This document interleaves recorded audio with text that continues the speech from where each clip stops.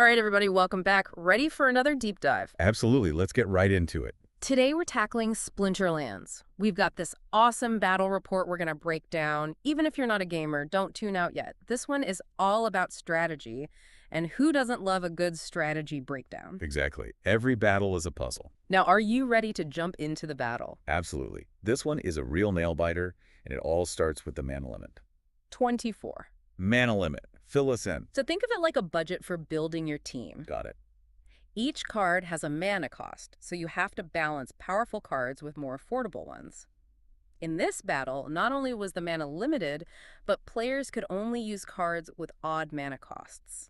Interesting. Adds a whole other layer of strategy there. Definitely. And if that wasn't enough, we've got not one, but TWO game conditions to shake things up: Snipe and Earthquake. Okay, you're going to have to break these down for me one by one.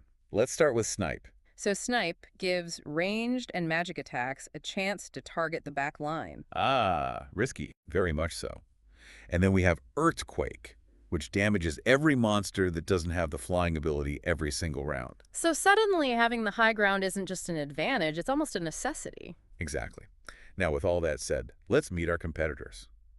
In this corner, we have the Red Panda player, known for their defensive prowess. Oh, going for the ironclad defense. I like it. They've stacked their front line with some real heavy hitters, monsters with self-healing abilities. Talk about tough to crack. So the opponent is going to have their work cut out for them if they want to break through that. That's an understatement.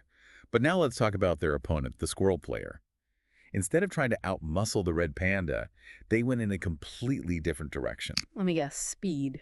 You got it. Yeah. They went all in on a speedy offensive lineup, and here's the kicker.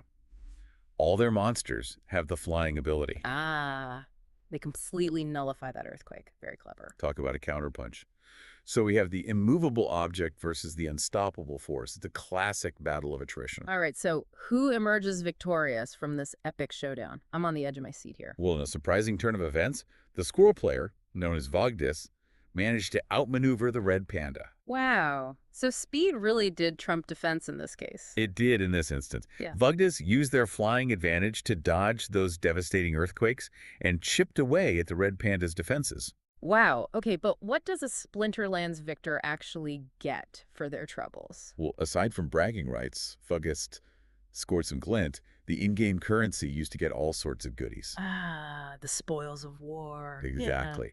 Plus, they got some SPS. Now, this is the interesting one. SPS is a whole other beast. Think of it like, how do we explain this? That's like This fun. Splinterland stock market or something? That's actually a really good way to put it. It's got real value both inside A&D, outside the game world. But more importantly, for me at least, are the strategic lessons we can learn from this. So what's the takeaway here? This battle wasn't just about having the best cards. It was about adapting to the unique conditions. Every battle has so many layers. That's what keeps Splinterlands interesting. There's always something new to learn, a new strategy to uncover. It's that constant evolution and strategic depth that makes Splinterlands so captivating.